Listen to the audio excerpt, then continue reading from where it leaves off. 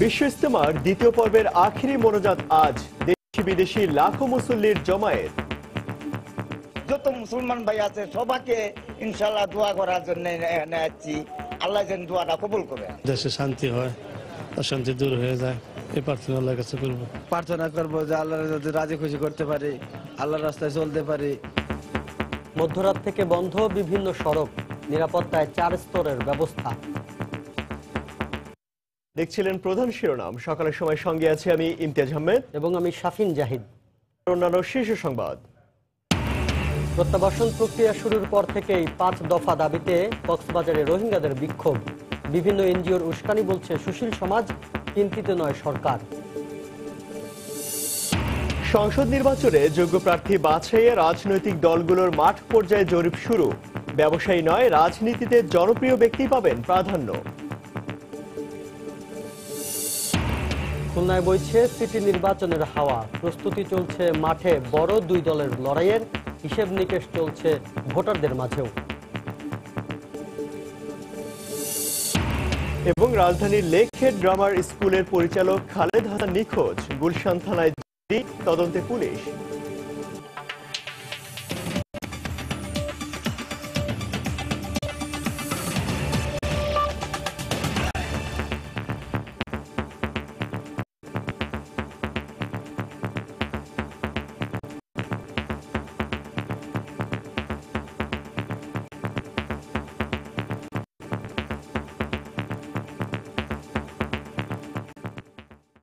তেপ্পান্নতম বিশ্ব ইজতেমার দ্বিতীয় পর্বের শেষ দিন আজ। আখেরি মোনাজাতের মাধ্যমে শেষ হবে এই পর্ব।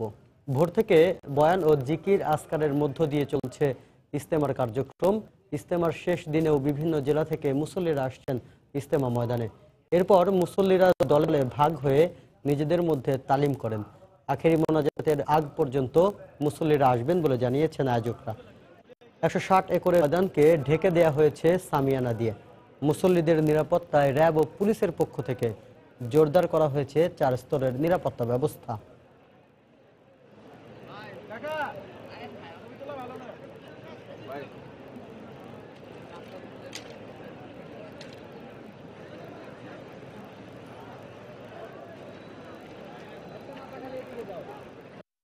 বাপ মা ভাই বোন এই সারা বাংলাদেশের সারা মুসলমান যত মুসলমান ভাই আছে সবাইকে ইনশাআল্লাহ দোয়া করার জন্য এখানে আসছি। আল্লাহ যেন দোয়াটা কবুল করে। আমরা আল্লাহ তাআলার কাছে পারাচ্ছি, আল্লাহ তাআলা যেন আমাদের সকলকে যেন মাফ করে দেয়, আমরা যেন সকলে সুন্দরভাবে বাই বাই হয়ে চলতে পারি। এই মোনাজাতের মাধ্যমে হয়তো আমার জীবনের গুনাহ আল্লাহর কাছে যদি আমি সেভাবে চাইতে পারি, আল্লাহ পাক হয়তো আমাকে সেই নাজাত দিতে পারে। যেন আমার দেশের মঙ্গল হয়, সামনে নির্বাচন আছে, এদেশে যেন নির্বাচন যেন ভালোভাবে সুস্থভাবে হয়। দর্শক, বিশ্ব ইজতেমার খবর জানাতে এই মুহূর্তে ইজতেমা ময়দানে আছেন রিপোর্টার খান মোহাম্মদ রুমেল এবং টঙ্গী স্টেশন রোড এলাকায় আছেন রিপোর্টার শফিক মোহাম্মদ। প্রথমে যাচ্ছি শফিক মোহাম্মদের কাছে। শফিক,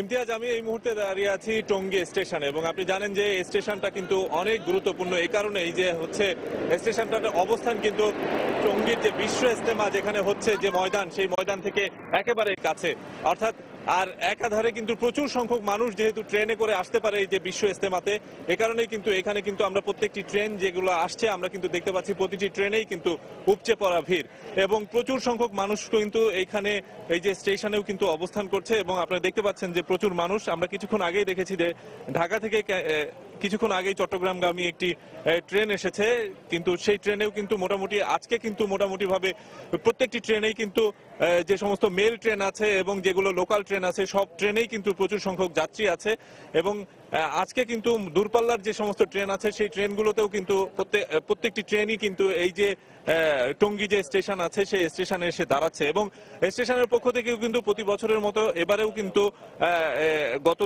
গত যে ইজতেমার যে গত পর্ব ছিল সেই পর্বেও কিন্তু প্রচুর সংখ্যক মুসল্লিদের বিভিন্ন রকমের সুবিধার জন্য বেশ কিছু আয়োজন করা হয়েছিল, এবারেও কিন্তু তাই করা হয়েছে এবং আপনারা দেখতে পাচ্ছেন যে প্রচুর সংখ্যক মানুষ আছে এখানে এবং যে সমস্ত মুসল্লিরা স্টেশনে আসছে তাদের স্থায়ীভাবে বসার জন্য বা অস্থায়ীভাবে বসার জন্য এখানে সামিয়ানা করা হয়েছে। এছাড়াও কিন্তু আমরা দেখেছি যে অজুর ব্যবস্থা করা হয়েছে, নামাজের ব্যবস্থা করা হয়েছে এবং স্টেশনের পক্ষ থেকে কিন্তু আমরা জানি যে রেলওয়ের পক্ষ থেকে কিন্তু 19টি বিশেষ ট্রেনের ব্যবস্থা করা হয়েছে এবং স্পেশাল মোনাজাতের ট্রেন যেটিকে বলা হচ্ছে সেই ধরনের ট্রেনেরও কিন্তু ব্যবস্থা করা হয়েছে। এছাড়াও এই টঙ্গী স্টেশনে আইন শৃঙ্খলা বাহিনীর সদস্য যারা আছে তারা কিন্তু মোটামুটি ভাবে রেলওয়ে পুলিশের পাশাপাশি যে সমস্ত সাধারণ পুলিশ আছে সেই পুলিশ নিয়োগ করা হয়েছে এখানে। তাছাড়া এখানে সাদা পোশাকে পুলিশ এবং আইন শৃঙ্খলা বাহিনীর গোয়েন্দা বাহিনীর যে সমস্ত সদস্যরা আছে তারাও কিন্তু এখানে কাজ করছে। তো মোটামুটি ভাবে সকাল থেকে এ পর্যন্ত যতগুলো ট্রেন এসেছে আমরা যেটা বলতে পারি এখন পর্যন্ত যে প্রত্যেকটি ট্রেনেতেই কিন্তু আজকে আখেরি মোনাজাত হবে। সেই আখেরি মোনাজাতে অংশ নেওয়ার জন্য প্রচুর সংখ্যক মুসল্লি তারা কিন্তু এই যে টঙ্গীর বিশ্ব ইজতেমা সেই বিশ্ব ইজতেমায় অংশ নেওয়ার জন্য তারা কিন্তু এখানে অবস্থান নিয়েছে এবং আমরা দেখতে পাচ্ছি যে মোটামুটি ভাবে এখনো পর্যন্ত ট্রেন আসছে এবং সব মিলিয়ে আমরা যতটুকু জানি যে আজকে কিন্তু মোটামুটি 17টি ট্রেন এই যে টঙ্গীর যে বিশ্ব ইজতেমা সেই বিশ্ব ইজতেমাকে কেন্দ্র করে 17টি বিশেষ ট্রেন ছাড়ার ব্যবস্থা করা হয়েছে এবং এই ট্রেনগুলোতে কিন্তু প্রচুর সংখ্যক যাত্রী এবং মুসল্লি আসছে এবং যতক্ষণ না পর্যন্ত এই যে আখেরি মোনাজাত হবে ততক্ষণ পর্যন্ত এই যে মুসল্লিদের যে ঢল সেই মুসল্লিদের ঢল কিন্তু অব্যাহত থাকবে বলে আমরা এখানে যারা আয়োজকরা আছে তাদের কাছ থেকে জানতে পেরেছি। তার টঙ্গী রেল স্টেশন থেকে এখন পর্যন্ত আমার কাছে এই ছিল সর্বশেষ। এখন আমরা চলে যাব ইজতেমা ময়দানে, সেখানে আছেন আমাদের সহকর্মী খান মোহাম্মদ রুমেল। ধন্যবাদ শফিক। ইজতেমার মূল ময়দানে সকাল 7:30 থেকে হেদায়েতি বয়ান শুরু হয়েছে এবং এই মুহূর্তে বয়ান করছেন কাকরাইল মসজিদের তাবলিগ জামায়াতের শীর্ষ মুরব্বী মাওলানা আব্দুল মতিন। তিনি বাংলাতেই বয়ান করছেন। আপনারা জানেন যে তাবলিগ জামায়াতের যে 6টি উসুল রয়েছে সেই 6টি উসুল সম্পর্কে এই মুহূর্তে বয়ান চলছে এবং এই বয়ান শেষে আজকে আখিরি মোনাজাত পরিচালনা হবে এবং আমরা যেটি খবর পেয়েছি সেটি হচ্ছে যে 11:15 থেকে 11টা এরকম সময়ের মধ্যে আখিরি মোনাজাত হবে এবং আখিরি মোনাজাত পরিচালনা করবেন কাকরাইল মসজিদের ইমাম মাওলানা মোহাম্মদ জুবাইরুল হাসান। তো বলছিলাম তাবলিগ জামাতের 6 উসুলের কথা। তাবলিগ জামাতের যে 6টি উসুল রয়েছে তার মধ্যে প্রথমে রয়েছে কালেমা বা ঈমান, অর্থাৎ আল্লাহর উপর ঈমান আনতে হবে এবং হযরত মুহাম্মদ সাল্লাল্লাহু আলাইহি ওয়াসাল্লাম আল্লাহর প্রেরিত রাসূল এই কথাটিকে স্বীকার করে নিতে হবে। এটি হচ্ছে এই তাবলিগ জামাতের যে 6 উসুলের প্রথম উসুল এবং দ্বিতীয় উসুল হচ্ছে নামাজ, রোজা, যে হজ, যাকাত, যে 5টি ইসলামের ফরজ বিধান রয়েছে সেই 5টি এবং এরপরে তৃতীয় উসুল রয়েছে ইলম ও জিকির, অর্থাৎ এলেম অর্জন করতে হবে, জ্ঞান অর্জন করতে হবে। এইখানে জ্ঞান বলতে বোঝানো হচ্ছে ইসলামী জ্ঞান, অর্থাৎ ইসলামে কোন বিষয়টি পালন করতে বলা হয়েছে, ইসলামে কোন বিষয়টি বর্জন করতে বলা হয়েছে সে ব্যাপারে জ্ঞান অর্জন করতে হবে এবং বেশি বেশি আল্লাহর জিকির করতে হবে। এবং আমরা শুনেছি বয়ান থেকে বলা হয়েছে যে যত রকম জিকির রয়েছে তার মধ্যে সর্বশ্রেষ্ঠ জিকির হচ্ছে কোরআন তেলাওয়াত করা। এই কথাগুলো এখান থেকে বলা হচ্ছে। এছাড়া রয়েছে সহি নিয়ত, অর্থাৎ ইসলামের বিধিবিধান মানার জন্য শুদ্ধভাবে নিয়ত করতে হবে, এই বিষয়ের উপর গুরুত্ব দেওয়া হয়েছে এবং বলা হচ্ছে যে ইকরামুল মুসলিমিন, অর্থাৎ সহযোগিতা করা। একজন মুসলমান অপর মুসলমানকে সহযোগিতা করবে, সাহায্যের হাত বাড়িয়ে দিবেন অপর মুসলমানের দিকে, এটি হচ্ছে ইসলামের বিধান, এই বিষয়টি বলা হচ্ছে। এবং সবশেষ যে বিষয়টি সেটি হচ্ছে দাওয়াত বা তাবলিগ, অর্থাৎ ইসলামের দিকে মানুষকে আহ্বান করতে হবে, ইসলামের দিকে মানুষ যাতে আসে সেদিকে নজর দিতে হবে, ইসলামের দাওয়াতের বাণী দিকে দিকে পৌঁছে দিতে হবে। এই 6টি উসুলের উপরই বক্তৃতা দেওয়া হচ্ছে এবং এই 6টি উসুল এর উপর বক্তৃতা যখন শেষ হবে তখনই আখিরি মোনাজাত পরিচালনা হবে। তো আপনি জানেন যে গত পর্বে অর্থাৎ এই 53তম বিশ্ব ইজতেমার প্রথম পর্বে কিন্তু আখিরি মোনাজাত বাংলাতে পরিচালিত হয়েছে। তো এবারও আমরা জেনেছি যে দ্বিতীয় পর্বেও বাংলাতে আখিরি মোনাজাত পরিচালনা করা হবে এবং আমরা দেখেছি যে এরই মধ্যে আখিরি মোনাজাতকে কেন্দ্র করে টঙ্গীর তুরাগ তীরের ইজতেমা ময়দানের চারপাশে লাখো মুসল্লির ঢল নেমেছেন। মুসল্লিরা যে যেখানে পারছেন সেখানে অবস্থান নিয়েছেন। আর ইজতেমার যে 160 একরের মূল ময়দান সেটি আসলে গতকালকেই ভরে গেছে, এখন মূল ময়দানের ভিতরে মুসল্লিদের আর জায়গা পাওয়া সম্ভব নয়। তো সেই কারণে মুসল্লিরা যে যেখানে পারছেন ফাঁকা জায়গা পাচ্ছেন সেখানেই তারা অবস্থান নিয়ে আছেন। এবং আমরা শুনেছি বয়ান থেকে বারবারই বলা হচ্ছে এই যে এত বড় সমাবেশ, এত বড় জমায়েত, সেটি বলা হচ্ছে মুসলমানদের জন্য একটি সুযোগ। এত বড় জমায়েতের সঙ্গে আল্লাহর দরবারে হাত তুলে আল্লাহর কাছে ক্ষমা চাইলে আল্লাহ ক্ষমা করে দিবেন, এমনটাই বয়ান মঞ্চ থেকে বলা হয়েছে। মুসল্লিদেরকে বলা হচ্ছে তারা যেন একাগ্র চিত্তে আল্লাহর কাছে হাত তুলে অতীতের সব গুনাহ থেকে মাপ চান এবং সামনের দিনগুলো যাতে ইসলামের বিধিবিধানের আওতায় চলতে পারেন সেই প্রার্থনা করেন। তো টঙ্গীর ইজতেমা ময়দান থেকে আমার কাছে এখন পর্যন্ত এই ছিল সবশেষ খবর। ইমতিয়াজ। দর্শক, 53তম বিশ্ব ইজতেমার দ্বিতীয় পর্বের আখিরি মোনাজাত আজ, আর সে খবরাখবর জানাতে আমাদের সঙ্গে যোগ দিয়েছিলেন শফিক মোহাম্মদ এবং খান মোহাম্মদ রুমেল। চলে যাচ্ছি পরবর্তী খবরে। বিশ্ব ইজতেমার আখিরি মোনাজাতকে ঘিরে মধ্যরাত থেকে গাজীপুরের কয়েকটি রুটে যান চলাচল বন্ধ করে দেওয়া হয়েছে। জেলার পুলিশ সুপার জানান, ইজতেমার দ্বিতীয় পর্বের শেষ দিন ও আখিরি মোনাজাতে মুসল্লিদের অংশগ্রহণ নির্বিঘ্ন রাখতে আব্দুল্লাপুর হয়ে গাজীপুর চৌরাস্তা পর্যন্ত সড়ক বন্ধ করা হয়েছে। একই কারণে মধ্যরাত থেকে টঙ্গী থেকে পুবাইল পর্যন্ত সড়কের দুই দিকেই যান চলাচলে নিষেধাজ্ঞা জারি করা হয়। এছাড়া আব্দুল্লাপুর হয়ে আশুলিয়া বাস স্ট্যান্ড পর্যন্ত সড়কেও যান চলাচল বন্ধ রয়েছে।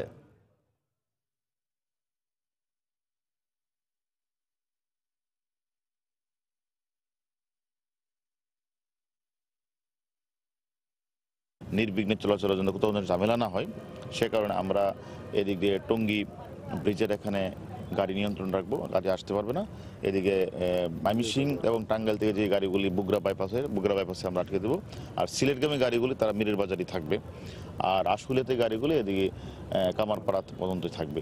সব কিছু মিলে এখানে এর ভিতরে গাড়ি চলাচল করলে আসলে সাধারণ এবং মুসল্লিদের একটু সমস্যা হয়, কারণ তারা রেল স্টেশন বা বাস যেতে সমস্যা। সেই কারণে আমরা তাদের চলাচলের জন্য 15টি শাটেল বাস থাকবে, শেষ 15টি শাটেল বাস দিয়ে তারা চলাচল করবে। দর্শক, ইজতেমায় যোগ দেওয়া মানুষের আরো খবর জানবো। এই মুহূর্তে আব্দুল্লাপুর এলাকায় আছেন রিপোর্টার কামরুজ্জামান মামুন, আর বিমানবন্দর এলাকায় আছেন সহকর্মী মুজাহিদ শুভ। প্রথমে চলে যাচ্ছি মামুনের কাছে। মামুন,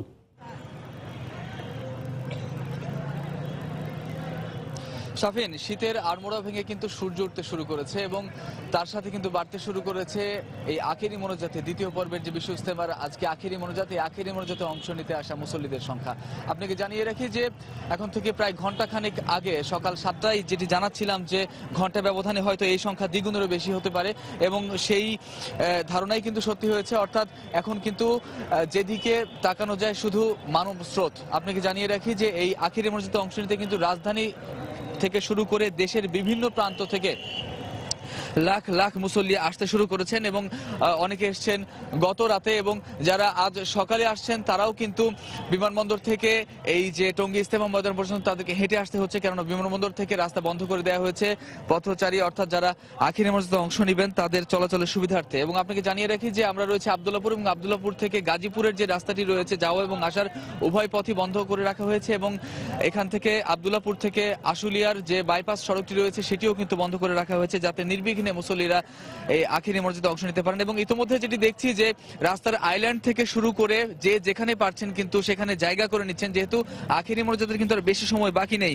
2 থেকে আড়াই ঘন্টার পরই আসলে আখিরি মোনাজাত শুরু হওয়ার সম্ভাবনা রয়েছে, এবং সেই কারণে কিন্তু পরে জায়গা সংকুলন না হয় বা পরে জায়গা পাওয়া মুশকিল হয়ে দাঁড়ায়। এই কারণে কিন্তু অনেকে রাস্তার আইল্যান্ডের উপরে, এছাড়া আমরা দেখেছি যে পুরাতন খবরের কাগজ বিছিয়ে বা চট পাটি মাদুর যে যেভাবে পারছেন আসলে সেখানে বসে যাওয়ার চেষ্টা করছেন। আর কথা বলছিলাম যে আখেরি মোনাজাতে যারা অংশ নিতে আসছেন দূর দূরান্ত থেকে এত কষ্ট করে শীতের মধ্যে তারা হেঁটে আসছেন, জিজ্ঞেস করেছিলাম তাদের সাথে এই বিষয়ে। তারা বলছেন যে আসলে বিশ্ব মুসলিমের এত বৃহত্তম একটা জমায়েত, তারা এই জমায়েতে আসলে আল্লাহ পাকের দরবারে হাত তুলে প্রার্থনা করবেন, কার উসিলায় আল্লাহ পাক কার দোয়া কবুল করেন। আসলে সেই কারণেই তারা ক্ষমা প্রার্থনার জন্য মনের আরজিগুলো মহান আল্লাহ রাব্বুল আলামিনের দরবারে তুলে ধরবেন। এই কারণে অনেক দূর দূরান্ত থেকে পায়ে হেঁটে তারা আসলে আখিরি মোনাজাতে অংশ নিতে আসছেন। এবং আমরা দেখেছি যে শুধু যে যুবকরা আসছেন তা নয়, অনেক বৃদ্ধ, অনেক শিশু, আমরা দেখেছি যে তাদের অভিভাবকের সাথে শিশুরাও আসছে এবং বৃদ্ধরাও আসছে হেঁটে, পায়ে হেঁটে দেখেছি। আর বিমানবন্দর থেকে ব্যক্তিগত গাড়ি বা বাস বা কোনো ধরনের যানবাহন, শুধুমাত্র মোটরসাইকেল, সাইকেল এবং পায়ে হেঁটে আসা ছাড়া কোনো বুদ্ধি নেই সেখান থেকে। এবং যে সাইকেল এবং মোটরসাইকেলগুলো আসছে সেগুলোকেও কিন্তু আসলে কোথাও দাঁড়াতে দেওয়া হচ্ছে না, যতদূর পর্যন্ত যাওয়া যায় সেই সাইকেল এবং মোটরসাইকেলগুলো ততদূর পর্যন্ত যে আসলে সেখানে থেমে যাচ্ছে, তারপরে তারা সেখানে দাঁড়িয়ে আখেরি মোনাজাতে অংশ নেবেন। তো ইতিমধ্যে কিন্তু রাস্তার চারপাশ, ফুটপাত, আশপাশের যে ফাঁকা জায়গাগুলো ছিল সেগুলো কিন্তু আসলে মানুষে ভরে গেছে, অর্থাৎ ধর্মপ্রাণ মুসল্লিরা কিন্তু এখানে এসছেন এবং ইতিমধ্যে জায়গাও করে নিয়েছেন। কেননা আমরা দেখছি যতটা যে আব্দুল্লাপুর পরে যে টঙ্গী স্টেশনের রোডের দিকে যাওয়ার রাস্তা, সেই রাস্তার দিকে আসলে যাওয়ার কোনো বুদ্ধি নেই, একদম মানুষে ভরে গেছে সেই রাস্তাটি। তো আমার কাছে এতটুকুই ছিল আব্দুল্লাপুর থেকে। এখন আমরা চলে যাব বিমানবন্দর এলাকায়, সেখানকার খবর জানাবেন সহকর্মী মুজাহিদ শুভ। মামুন, আপনাকে ধন্যবাদ। বিমানবন্দর রেলওয়ে স্টেশনের চিত্র কিন্তু অনেকটা একই রকম। আমরা ভোর 5টা থেকে এখানে সবকিছু দেখলেও আমরা দেখতে পাচ্ছি যে 7:30টার পর থেকে কিন্তু একটা উপচে পড়া ভিড় আমরা দেখতে পাচ্ছি, এবং প্রতিটি ট্রেন এখন পর্যন্ত কমলাপুর রেলওয়ে স্টেশন থেকে প্রায় বলা যায় 6টি থেকে 7টি ট্রেন ছেড়ে গেছে। এই প্রত্যেকটি ট্রেনে কিন্তু আমরা দেখেছি যে উপচে পড়া মানুষের ভিড়। তবে আমরা কিছুক্ষণ আগে যে 11 সিন্ধু ট্রেনটি গেছে এবং এখন আরও একটি ট্রেন কিন্তু কমলাপুর রেলওয়ে স্টেশনে বিমানবন্দর রেলওয়ে স্টেশনে এসে পৌঁছেছে। আপনি দেখতে পাচ্ছেন যে ট্রেনের ছাদে করে কিন্তু মানুষ যাচ্ছে এবং এক ধরনের বিপুল উৎসাহ উদ্দীপনার মাধ্যমে তারা যাচ্ছে। কারণ আপনি জানেন যে আজকে ইজতেমায় আখেরি মোনাজাত আছে। এই আখেরি মোনাজাত সাধারণত 10:30 থেকে 11:30টার মধ্যেই মূলত হয়ে যায়। এই জন্যে এই সময়টা যত বেশি ঘনিয়ে আসছে তত বেশি কিন্তু আমরা মানুষের উপস্থিতি এখানে কিন্তু বেশি দেখতে পাচ্ছি। এবং আপনাকে এও বলে রাখি যে যারা যাচ্ছেন তারা বলছেন যে একমাত্র মহান রাব্বুল আলামিনের সন্তুষ্টি অর্জনের আশাই কিন্তু তারা এই আখেরি মোনাজাতে অংশ নেওয়ার জন্য যাচ্ছেন। আপনি জানেন যে 53তম আসরের দ্বিতীয় পর্বের আজকে শেষ দিন এবং আখেরি মোনাজাতের মাধ্যমে শেষ হবে। এবং আপনাকে বলে রাখি যে বিশেষ করে যে লোকাল ট্রেনগুলো এখানে আছে সেখানে কিন্তু এর চেয়েও বেশি ভিড় কিন্তু পরিলক্ষিত হচ্ছে। এবং আপনি দেখতেই পাচ্ছেন যে ট্রেনের প্রতিটি কামরার ছাদে করে কিন্তু মানুষ যাচ্ছে জীবনের ঝুঁকি নিয়ে। এখন যে অবস্থায় ট্রেনটি আছে কমলাপুর থেকে ভোরে এসেছে, এরপরেও কিন্তু বিমানবন্দর রেলওয়ে স্টেশন থেকে আরও বিপুল সংখ্যক মানুষ কিন্তু ট্রেনের ছাদে এবং কামরার ভেতরে করে তারা যাবে। এবং আপনাকে এও বলে রাখি যে এইখান থেকে বিমানবন্দর স্টেশন থেকে মূলত যারা ইজতেমা প্রাঙ্গণে যাচ্ছেন তারা কিন্তু বিভিন্ন দূর দূরান্ত বিভিন্ন জেলা থেকে আসছেন এমনটি নয়। ঢাকার আশেপাশের যে জেলা রয়েছে গাজীপুর সহ আশেপাশের যে স্থানগুলো রয়েছে সেখানকার মানুষই কিন্তু মূলত এই বিমানবন্দর রেলওয়ে স্টেশনে অপেক্ষা করছেন। এবং এও আমরা ধারণা করছি যে আরও বেলা বাড়ার সাথে সাথে 11টার আগ পর্যন্ত যতগুলি ট্রেনই এই প্ল্যাটফর্ম ছেড়ে যাবে আমরা ধারণা করছি যে ভিড় কিন্তু তুলনামূলকভাবে আরও বাড়বে। এবং আপনাকে বলে রাখি যে এই বিমানবন্দর রেলওয়ে স্টেশনের পাশে যে সড়ক রয়েছে মূল যে রাস্তা সেই চিত্রটা কিন্তু একই রকম। কারণ বিপুল সংখ্যক মানুষের স্রোত কিন্তু আমরা দেখতে পাচ্ছি ইজতেমা ময়দানকে ঘিরে এবং একই চিত্র আমরা দেখতে পাচ্ছি বিমানবন্দর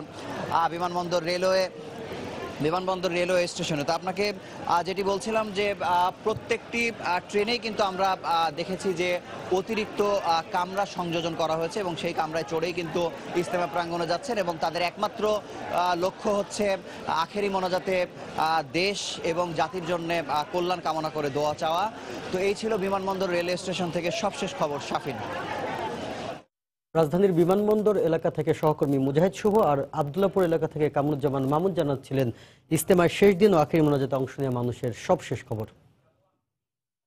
সকালের সময় আরো থাকছে। বাণিজ্য মেলায় বেঁধে দেয়া দামেই বিক্রি হচ্ছে খাবার। দামে সন্তুষ্ট হলেও মান ও পরিবেশ নিয়ে ক্ষোভ ক্রেতাদের।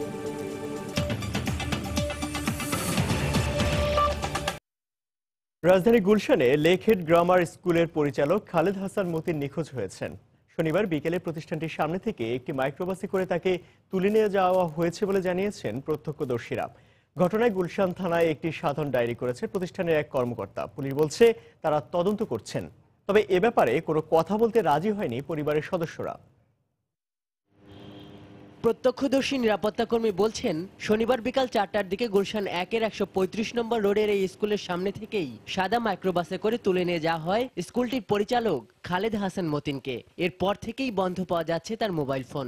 4টা বাজে আর কি স্যার মিটিং করে বাইরে হয়েছে, তখন আর কি গাড়ি তুলবো। এই সময় ওদিক থেকে আর কি একটা মাইক্রো গাড়ি আসছে, 7-8 জন লোক বাড়িয়া পরে স্যারের পিছন দিয়ে ধুইরা গাড়ির ধাক্কা দেয়া উড়াইয়া লয়ে গেছে। ঘটনার পর গুলশান থানায় সন্ধ্যা 7টার দিকে একটি সাধারণ ডায়েরি করেন স্কুলটির অফিস সহকারী ইদ্রিস আলী। পুলিশ বলছে নিখোঁজের ঘটনায় এখন পর্যন্ত কোনো মামলা হয়নি, তবে তদন্ত চলছে জিডির ভিত্তিতে। রবিবার রাত পর্যন্ত পরিবারের কেউ থানায় কোনো অভিযোগ করেনি বলেও জানায় পুলিশ। আমরা কাজ করতেছি ওনার মোবাইল ফোনের ব্যাপারটা নিয়ে, আশেপাশে সব সিসিটিভি ফুটেজ আমরা সংগ্রহের চেষ্টা করতেছি। তবে রাত হয়ে যায়, অফিস খোলা পাইনি, 1-2 অফিস হয়তো ওদিকে আছে। আমরা কালকে চেষ্টা করবো সিসিটিভি ফুটেজ। আমরা এখন পর্যন্ত পরিবারের সাথে কথা বলিনি, ওনার অফিসের লোকজনের সাথে আমরা কথা বলছি। নিখোঁজ মতিনের পরিবারের সাথে যোগাযোগ করা হলেও তারা কোনো কথা বলতে রাজি হননি। গেল নভেম্বরে শিক্ষা মন্ত্রণালয়ের মাধ্যমিক ও উচ্চ শিক্ষা বিভাগ জঙ্গি সংশ্লিষ্টতার অভিযোগ তুলে স্কুলটি বন্ধ করে দিলেও উচ্চ আদালতের আদেশে কার্যক্রম চালিয়ে যাচ্ছে এই প্রতিষ্ঠান। আজহার লিমন, সময় সংবাদ, ঢাকা। আশ্রয় কেন্দ্র নয়, মিয়ানমারের নিজস্ব বসত বাড়িতে ফিরে যাওয়া, স্বাধীনভাবে ধর্ম পালনের সুযোগ সহ নানা দাবি জানিয়ে বিক্ষোভ করছে বাংলাদেশে আশ্রয় নেওয়া রোহিঙ্গারা। এসব দাবি মেনে নেওয়া না হলে দেশে ফিরতে চায় না বলে জানিয়েছে তারা। এদিকে আলোর মুখ দেখা রোহিঙ্গা প্রত্যাবাসন প্রক্রিয়াকে বাধাগ্রস্ত করতে এসব দাবিকে বিভিন্ন এনজিওর উস্কানি বলছে সুশীল সমাজ। তবে রোহিঙ্গাদের এসব দাবি নিয়ে সরকার চিন্তিত নয় জানিয়ে তাদের নিরাপদ প্রত্যাবাসনে কাজ চলছে বলে জানিয়েছে শরণার্থী ত্রাণ ও প্রত্যাবাসন কমিশনার। সুজাউদ্দিন রুবেলের তথ্য ও মোহাম্মদ ফরাজের ছবি নিয়ে ডেস্ক রিপোর্ট। বাংলাদেশে পালিয়ে আসা রোহিঙ্গাদের ফেরত নিতে গত 15 জানুয়ারি বাংলাদেশ মিয়ানমারের মধ্যে চুক্তি স্বাক্ষরের পরপরই বিক্ষোভ শুরু করে প্রত্যাবাসন প্রক্রিয়ায় থাকা অনেক রোহিঙ্গা। দুই দেশের যৌথ ওয়ার্কিং কমিটির চুক্তির বাইরে নতুন করে 5টি শর্ত দিয়ে কদিন ধরেই কক্সবাজারের বেশ কয়েকটি রোহিঙ্গা শিবিরে বিক্ষোভ করছে তারা। শর্ত হিসেবে কোনো আশ্রয় কেন্দ্র নয়, মিয়ানমারে নিজ বসত বাড়িতে ফিরে যাওয়ার ব্যবস্থা করা, মসজিদ মাদ্রাসায় ধর্ম পালনের স্বাধীনতা, লুণ্ঠিত সম্পদ ফিরিয়ে দেওয়া সহ জাতিসংঘ নিরাপত্তা বাহিনী দিয়ে পূর্ণ নিরাপত্তা দেওয়ার দাবি জানাচ্ছে তারা। এসব দাবি পূরণ না হলে আবারও মিয়ানমার সরকারের নির্যাতনের মুখে পড়তে হবে বলে মনে করে বাংলাদেশে আশ্রয় নেয়া রোহিঙ্গারা। তো জাতিসংঘ মিলিটারি সেফটি ফোর্স এই ভারত দেশের মধ্যে আরো লাগিব গরবারে পুরা দিন ইমবগুন গিয়াগুলো দিনে চাই আমাদের নিরাপত্তা ছাড়া প্লিজ আপনারা ওখান থেকে আমাদেরকে ব্যাগ দিবেন না। চল যাবেন যদি পুরো হলে আর যাবলা তৈরি দেন, নয়তো কিন্তু আর বাংলাদেশের আর যদি মারি ফেলালে আর বাংলাদেশের মরে যাইম বই আর যাবলা তৈরি। সমস্যার সমাধানের কথা উল্লেখ থাকার পরও নতুন করে রোহিঙ্গাদের এসব দাবি ও বিক্ষোভকে কিছু এনজিওর ষড়যন্ত্র বলে মনে করে সুশীল সমাজ। এখানে কিছু স্বার্থান্বেষী এনজিও তাদেরকে উস্কে দিচ্ছে, বিভিন্নভাবে তাদেরকে এখানে স্থায়ী করার চেষ্টা করছে। তবে রোহিঙ্গাদের এসব শর্ত বা দাবি নিয়ে সরকার চিন্তিত নয় জানিয়ে মিয়ানমারে তাদের নিরাপদ প্রত্যাবাসনে তৎপরতা অব্যাহত আছে বলে জানালেন রোহিঙ্গা প্রত্যাবাসনে দায়িত্বে থাকা কর্মকর্তা। তাদের কিছু মতামত বা অভিযোগ থাকতে পারে, দুশ্চিন্তার কোনো কারণ নেই যে তাদেরকে আমরা জোর করে ফেরত পাঠাবো, ব্যাপারটা সেরকম নয়। এরা বাংলাদেশ সরকার প্রতিশ্রুতিবদ্ধ তাদের নিরাপদ এবং প্রত্যাবাসন, এবং সেটি আমরা নিশ্চয়ই সেভাবেই অগ্রসর হব। শরণার্থী ত্রাণ ও প্রত্যাবাসন কমিশনারের দেয়া তথ্য, জানুয়ারি মাসের শেষ দিকে রোহিঙ্গাদের প্রত্যাবাসন প্রক্রিয়া শুরু হবার কথা থাকলেও তার নানা জটিলতায় দেরি হতে পারে। সময় সংবাদ, কক্সবাজার। আগামী জাতীয় সংসদ নির্বাচনে যোগ্য প্রার্থী বেছে নিতে মাঠ পর্যায়ে জরিপ শুরু করেছে প্রধান রাজনৈতিক দলগুলো। এক্ষেত্রে ব্যবসায়ী নয়, বরং মূল্যায়ন করা হবে দীর্ঘদিন ধরে রাজনীতির সঙ্গে জড়িত জনপ্রিয় ব্যক্তিদেরকে। একই সঙ্গে তাদের সাংগঠনিক দক্ষতা এবং সাধারণ মানুষের কাছে গ্রহণযোগ্যতার বিষয়টিও বিবেচনায় নেবে দলগুলো। তবে বিদ্রোহী প্রার্থীদের ক্ষেত্রে কঠোর সিদ্ধান্ত নেওয়া হবে বলেও জানিয়েছে দলগুলোর শীর্ষ নেতৃত্ব। বিস্তারিত বেলায়েত হোসেনের রিপোর্টে। স্বাধীনতার পর জাতীয় সংসদ সদস্যদের মোট 17 ভাগ ছিলেন ব্যবসায়ী। প্রতিটি সংসদ নির্বাচনে বাড়তে বাড়তে বর্তমানে এই হার দাঁড়িয়েছে 50 ভাগেরও উপরে। আর এতে ক্রমেই মনোনয়ন পাওয়ার দৌড়ে পিছিয়ে পড়ছেন তৃণমূলের পরীক্ষিত নেতারা। আগামী জাতীয় সংসদ নির্বাচনে এ ধারা থেকে বেরিয়ে এসে জনপ্রিয় এবং গ্রহণযোগ্য ব্যক্তিদেরকেই প্রার্থী হিসেবে বেছে নিতে চাইছে প্রধান রাজনৈতিক দলগুলো। আমরা ব্যবসায়ীদের পছন্দ এই কথা একেবারেই সঠিক নয়। প্রধানত আমরা দুটো জিনিস দেখবো, একটা হচ্ছে কে জিতবে এবং সেই সঙ্গে 2 নম্বর তার সঙ্গে দল এবং জনগণের সম্পৃক্ততা কি। কোথাও যদি রাজনৈতিক ক্যান্ডিডেট না থাকে, সেখানে যদি নতুন কেউ আসে, তারা যদি ব্যবসায়ী হয় এবং তার যদি গ্রহণযোগ্যতা থাকে, সেক্ষেত্রে তো কোনো বাধা নেই। ব্যবসায়ীদের বিষয়গুলো আছে, সকল বিবেচনায় পরীক্ষিত নেতা কর্মীদের অগ্রাধিকার থাকবে। যোগ্য প্রার্থী বেছে নিতে এরই মধ্যে বিভিন্ন সংগঠন এবং প্রতিষ্ঠানের মাধ্যমে জরিপ শুরু করেছে আওয়ামী লীগ। নির্বাচনের আগে আগে শুরু হবে তৃণমূল নেতা কর্মীদের মতামত গ্রহণ। বসে নেই বিএনপি এবং জাতীয় পার্টিও। আমাদের যে পার্লামেন্টারি বোর্ড, সেখানে জরিপের রিপোর্ট জমা হচ্ছে, তৃণমূল থেকে তাদের মতামত নিব। প্রায় 700-800 প্রার্থী আমাদের কাছে আছে, তাদের সম্পর্কে আমরা বিভিন্নভাবে জানার চেষ্টা করছি। যারা প্রার্থী হতে চায় তাদের মধ্যে একটা প্রতিযোগিতা আছে এবং সেখানে একটা লিস্ট হবে, শর্ট লিস্ট হবে, তারপরে সেটা স্ট্যান্ডিং কমিটিতে যাবে। এবারে আমরা চেষ্টা করব বিদ্রোহী প্রার্থী যাতে না থাকে। আওয়ামী লীগের সংবিধানে তাদের ব্যাপারে ব্যবস্থা নেওয়ার প্রভিশন আছে, সেভাবে তাকে দল থেকে বহিষ্কার করা হয়। দলের সিদ্ধান্তের বাইরে গিয়ে কেউ নির্বাচন করেছে তো দলের আচরণবিধি আছে। সংবিধান অনুযায়ী এবছরের 28 অক্টোবর থেকে আগামী বছরের 28 জানুয়ারির মধ্যে হওয়ার কথা রয়েছে একাদশ জাতীয় সংসদ। এই নির্বাচন অনুষ্ঠিত হতে পারে বলে এরই মধ্যে ইঙ্গিত পাওয়া গেছে। বেলায়েত হোসাইন, সময় সংবাদ, ঢাকা। আগামী নির্বাচনকে ঘিরে নীলফামারী 1 সংসদীয় এলাকার রাজনীতি সরগরম হয়ে উঠেছে। বারবার হাত বদল হওয়া আসনটি নিজেদের করতে মরিয়া আওয়ামী লীগ ও জাতীয় পার্টি। তবে দুদলের সামনে মহাজোটের প্রার্থী বিবেচনায় থাকলেও এবার জয় নিয়ে আশাবাদী বিএনপি। সাকির হোসেন বাদলের তথ্য ও ছবিতে ডেস্ক রিপোর্ট। 1991 সালে নীলফামারীর এক আসনে জাতীয় পার্টির প্রার্থীকে হারিয়ে জয় পান আওয়ামী লীগের মুক্তিযোদ্ধা আব্দুর রউফ। 1996 সালে আসনটি দখলে নেয় জাতীয় পার্টি। পরের নির্বাচনে আওয়ামী লীগ জিতলেও 2008 সালে জয় পান জাপার প্রার্থী। সবশেষ 2014 সালে আসনটি দখলে নেয় আওয়ামী লীগ। 1996 সালে ফেব্রুয়ারির নির্বাচন ছাড়া বাকি নির্বাচনগুলোতে আসেনি হাত বদলে এই দু দলের মধ্যেই। তবে আগামী নির্বাচনে মহাজোট না একক প্রার্থী হবে তা নিয়ে আলোচনা জাপা ও আওয়ামী লীগে। সবকিছুর উন্নয়নের ছোঁয়া ডোমার ডিমলাবাসী পেয়েছে, যার কারণে আমি মনে করি নীলফামারী এক আসনে আমরা যে প্রার্থী দেই না কেন আমরা জয়লাভ করব। ডোমার ডিমলায় আমাদের অবস্থান এক নম্বরে। স্কুল কলেজকে যথেষ্ট সাহায্য সহযোগিতা করেছি। আমাদের সাবেক এমপি জাফর ইকবাল সিদ্দিকী এত উন্নয়ন কোনো এমপি কোনো কালে করে নেই। নির্বাচন নিয়ে নানা শঙ্কা থাকলেও একাদশ সংসদ নির্বাচনে আসনটি নিজেদের করতে প্রস্তুতি নিচ্ছে বিএনপি। এই আওয়ামী সরকারের নির্যাতনের মুখে নির্যাতনে নিষ্পেষিত হয়ে মানুষ যে অস্থির অবস্থায় আছে, এই কারণেই বিএনপিকে মানুষ ধানের শীষে করবে। এদিকে ভোটাররা বলছেন দলীয় প্রতীক নয় জনপ্রতিনিধি বাছাইয়ে গুরুত্ব পাবে প্রার্থীদের অতীত কর্মকাণ্ড। নিরপেক্ষ নির্বাচন চাই এবং একজন সৎযোগ্য প্রার্থী চাই, দেশের উন্নয়নের কাজ করবে। আমরা সেই ধরনের সংসদের প্রার্থী চাই। ডিমলা ও ডোমার উপজেলা নিয়ে গঠিত নীলফামারীর 6 আসনে মোট ভোটার প্রায় 3,63,000। সময় সংবাদ, নীলফামারী।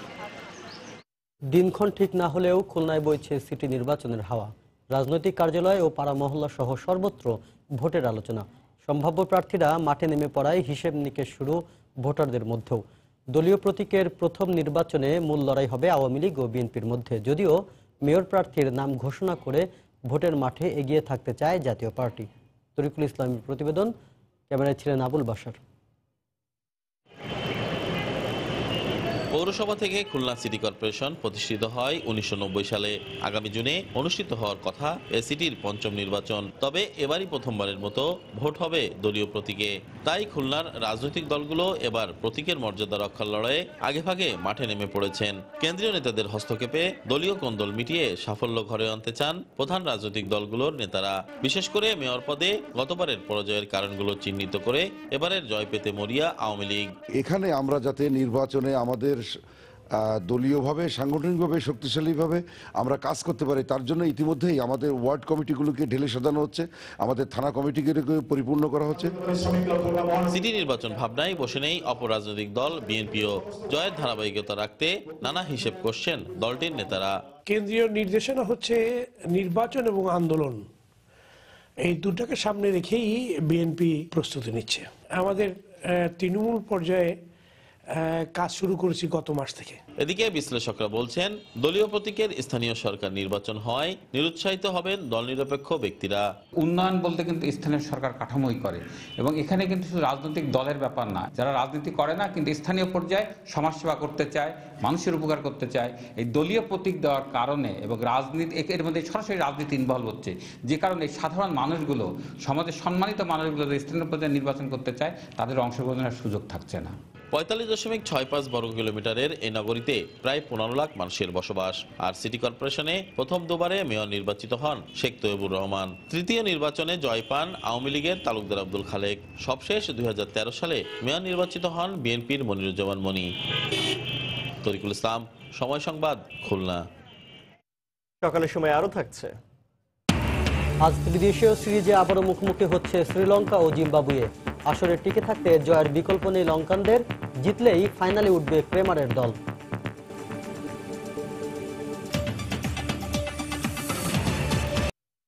খুলনা পাবলিক কলেজের প্রতিষ্ঠা বার্ষিকীর সাংস্কৃতিক অনুষ্ঠান স্থলে ছুরিকাঘাতে ফাউমিদ তানভীর নামে এক ছাত্র নিহত হয়েছে। সে একই কলেজের ৭ম শ্রেণীর ছাত্র। শনিবার রাত 9:30টার দিকে এই হত্যাকাণ্ড হয়। এই ঘটনায় এখনো মামলা না হলেও জিজ্ঞাসাবাদের জন্য 3 জনকে আটক করেছে পুলিশ। বিস্তারিত ডেস্ক রিপোর্টে। সন্তানের এমন করুণ মৃত্যুতে কোনো সান্ত্বনাই যেন বাদ মানছে না বাবা মার। প্রত্যক্ষদর্শীরা জানায় শনিবার রাত 9:30টার দিকে কলেজের প্রাক্তন ছাত্রদের পুনর্মিলনী ও সাংস্কৃতিক অনুষ্ঠান চলাকালে পুলিশি নিরাপত্তার মধ্যে কে বা কারা তানভীরকে ছুরিকাঘাত করে। পরে তাকে উদ্ধার করে খুলনা মেডিকেল কলেজ হাসপাতালে নেওয়া হলে কর্তব্যরত চিকিৎসক মৃত ঘোষণা করেন।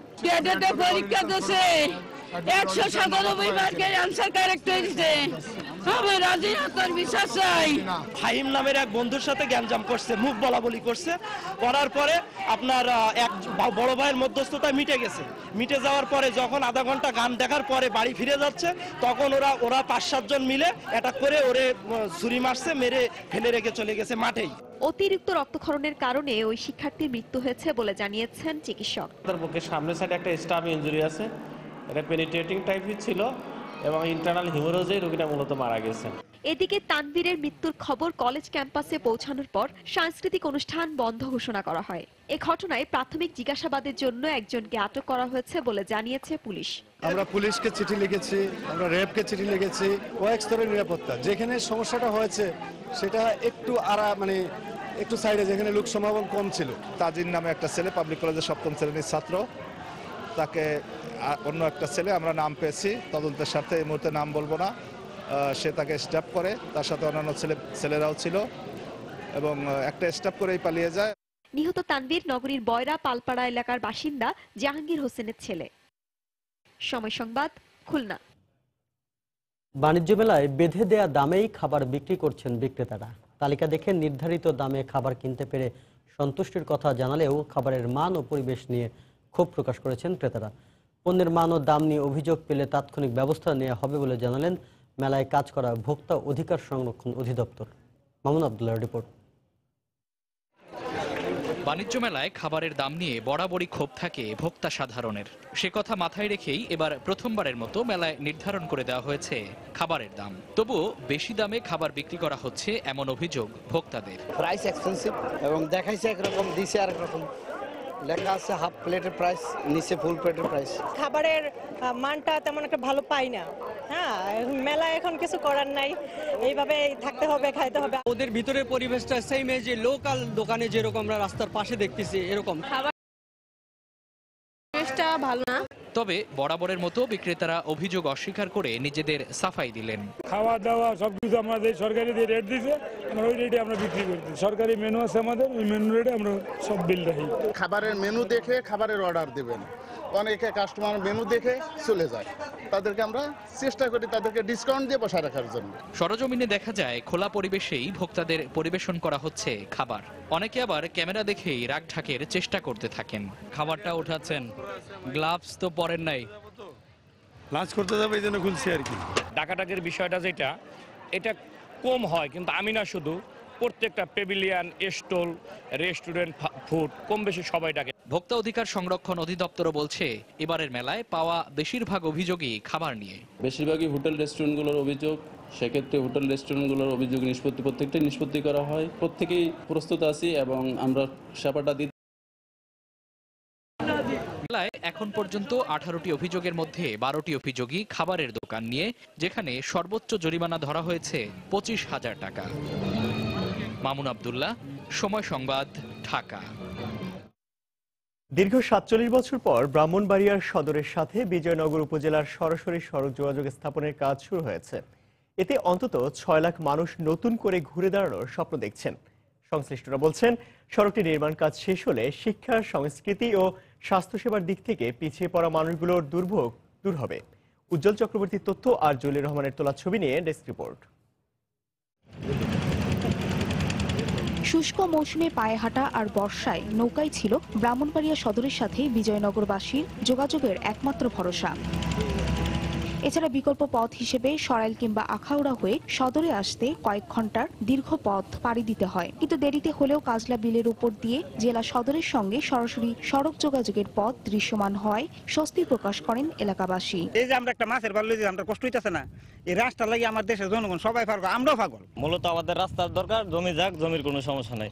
রাস্তা না থাকলে মানুষের কোনো মূল্য নাই। আমরা সরকারের কাছে এই দাবি, সরকার আমরা রাস্তাটা সুন্দর টিকা রাস্তাটা কইরা দাও। সড়কটির কাজ শেষ হলে বিজয়নগরে শিক্ষা, সংস্কৃতি ও স্বাস্থ্য সেবার উন্নয়ন হবে বলে মনে করেন জনপ্রতিনিধিরা। এই সড়কটা যদি হয়, আমাদের এলাকার একটা ব্যাপক উন্নয়নের আমরা চূড়ান্ত শিখরে পৌঁছতে পারবো। 25 মিনিটে ব্রাহ্মণবাড়িয়ার সাথে যোগাযোগ করতে পারুম, অসুস্থ রোগীদেরকে চিকিৎসা করাতে পারুম। স্থানীয় সরকার প্রকৌশল অধিদপ্তরের কর্মকর্তা জানান দ্রুত গতিতেই সড়ক নির্মাণ কাজ চলছে, চলতি অর্থ বছরের মধ্যেই তা শেষ হবে। একটা প্রতিষ্ঠান 2016 শেষের দিকে শুরু করছে এবং আশা করি এই অর্থ বছরের মধ্যে কাজটা শেষ হবে এবং কাজটা যথেষ্ট দ্রুত গতিতে চলতেছে, যথাসময় কাজগুলো শেষ হয়ে যাবে। শর্টেজ ডিস্টেন্সে ডিস্ট্রিক্ট শহর থেকে উপজেলা শহরে যাওয়া যাবে। এদিকে সড়কটি নির্মাণ কাজ শুরু হওয়ায় সন্তোষ প্রকাশ করেছেন স্থানীয় সংসদ সদস্য। সড়কটি যখন কমপ্লিট হয়ে যাবে এবং এখানে যখন ব্রিজটা হবে তিতাস নদীর উপরে, তখন আমাদের শহরটাও কিন্তু আমরা সম্প্রসারণের একটা সুযোগ পাবো। নতুন উপশহর ব্রাহ্মণবাড়িয়া শহরকে কেন্দ্র করে গড়ে উঠবে। 2010 সালের 12 মে জেলার সরকারি কলেজ মাঠে সড়কটি নির্মাণের ঘোষণা দেন প্রধানমন্ত্রী শেখ হাসিনা। এরপর গত বছরের জুনে শুরু হয় নির্মাণ কাজ। 8 কিলোমিটার দৈর্ঘ্য ও 24 ফুট প্রস্থ বিজয়নগর ব্রাহ্মণবাড়িয়া সড়কটি নির্মাণে ব্যয় ধরা হয়েছে 40 কোটি টাকা। সময় সংবাদ, ব্রাহ্মণবাড়িয়া। সকালের সময়ের শীর্ষ সংবাদগুলো জানিয়ে দিচ্ছি আরেকবার। বিশ্ব ইজতেমার দ্বিতীয় পর্বের আখিরি মোনাজাত আজ। দেশি বিদেশি লাখো মুসল্লির জমায়েত। মধ্যরাত থেকে বন্ধ বিভিন্ন সড়ক, নিরাপত্তায় 4 স্তরের ব্যবস্থা। প্রত্যাবাসন প্রক্রিয়া শুরুর পর থেকেই 5 দফা দাবিতে কক্সবাজারে রোহিঙ্গাদের বিক্ষোভ। বিভিন্ন এনজিওর উস্কানি বলছে সুশীল সমাজ, চিন্তিত নয় সরকার। সংসদ নির্বাচনে যোগ্য প্রার্থী বাছাইয়ে রাজনৈতিক দলগুলোর মাঠ পর্যায়ের জরিপ শুরু। ব্যবসায়ী নয়, রাজনীতিতে জনপ্রিয় ব্যক্তি পাবেন প্রাধান্য। খুলনায় বইছে সিটি নির্বাচনের হাওয়া। প্রস্তুতি চলছে মাঠে বড় 2 দলের লড়াইয়ের, হিসেব নিকেশ চলছে ভোটারদের মাঝেও। এবং রাজধানীর লেকহেড গ্রামার স্কুলের পরিচালক খালেদ হাসান নিখোঁজ। গুলশান থানায় জিডি, তদন্তে পুলিশ। এই ছিল সকালের সময়। যে কোনো খবর পেতে ভিজিট করুন সময়নিউজ.tv। সঙ্গে থাকুন সময়।